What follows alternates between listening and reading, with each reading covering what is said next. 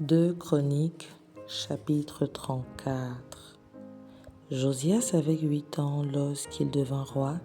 Il y régna 31 ans à Jérusalem. Il fit ce qui est droit aux yeux de l'Éternel, et il marcha dans les voies de David, son père, et il ne s'en détourna ni à droite ni à gauche. La 8e année de son règne, comme il était encore jeune, il commença à chercher le Dieu de David, son père, et la 12e année, il commença à purifier Juda et Jérusalem des hauts lieux, des idoles, des images taillées et des images en fonte. On renversa devant lui les autels des Baals, et il abattit les statues consacrées au soleil qui étaient dessus.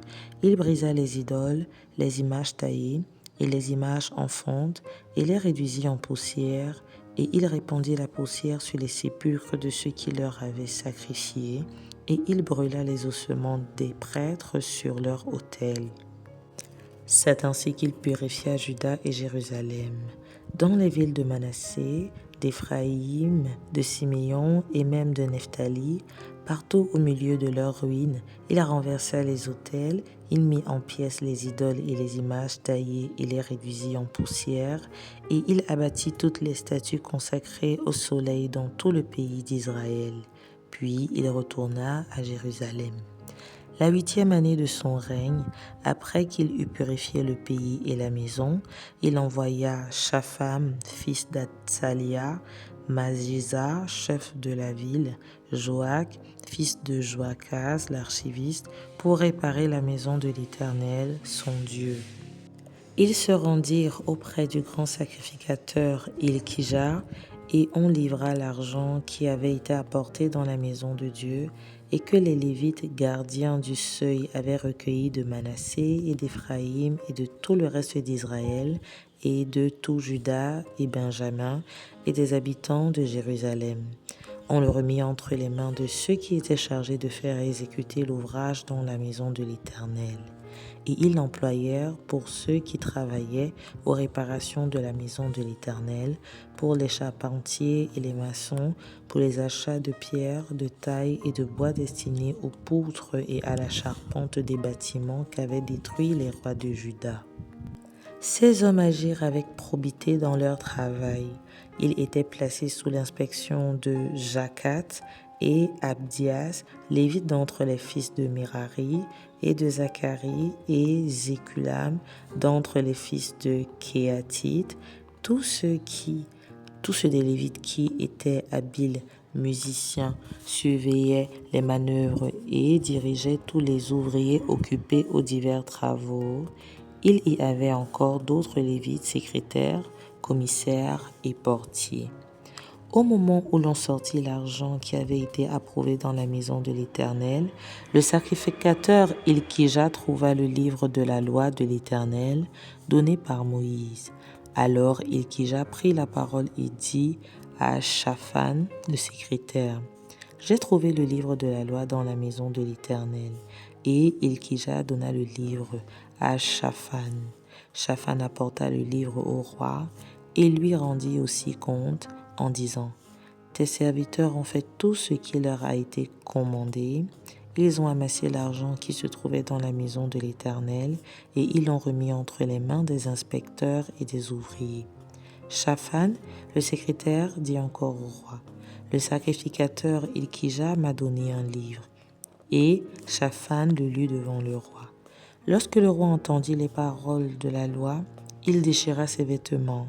Et le roi donna cet ordre à Ilkija, à Achikam, fils de Shaphan, à Abdon, fils de Miché, à Shaphan, le secrétaire, et à Azaja, serviteur du roi.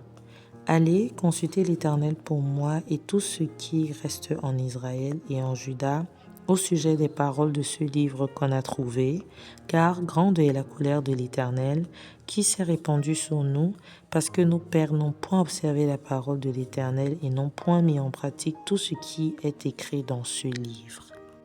Ilkija et ceux qui avaient désigné le roi allèrent auprès de la prophétesse Hulda, femme de Shallum, fils de Tsokehat, fils de Harsa, gardien des vêtements.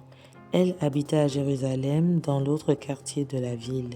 Après qu'ils eurent exprimé ce qu'ils avaient à lui dire, elle leur répondit.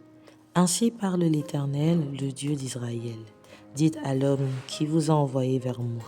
Ainsi parle l'Éternel.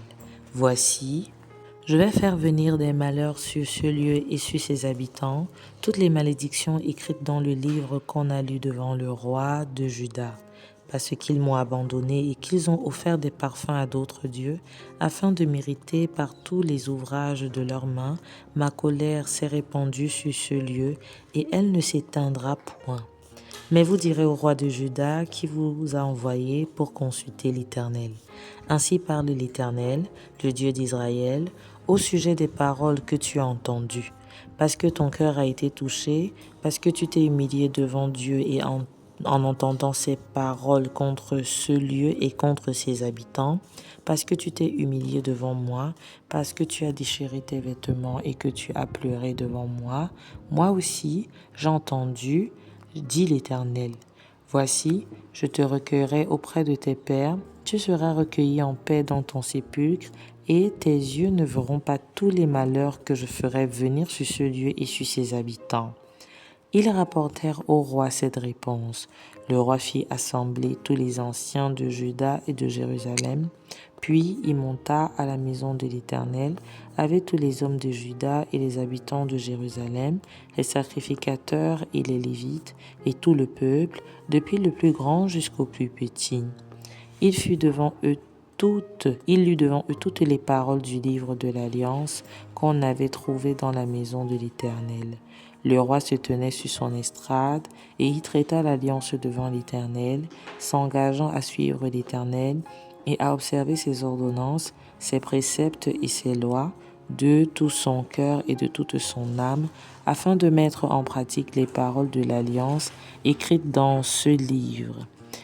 Et il fit entrer dans l'alliance tous ceux qui se trouvaient à Jérusalem et en Benjamin, et les habitants de Jérusalem agirent selon l'alliance de Dieu, du Dieu de leur père. Josias fit disparaître toutes les abominations de tous les pays appartenant aux enfants d'Israël et obligea tous ceux qui se trouvaient en Israël à servir l'Éternel, leur Dieu. Pendant toute sa vie, ils ne se détournèrent point de l'Éternel, le Dieu de leur père.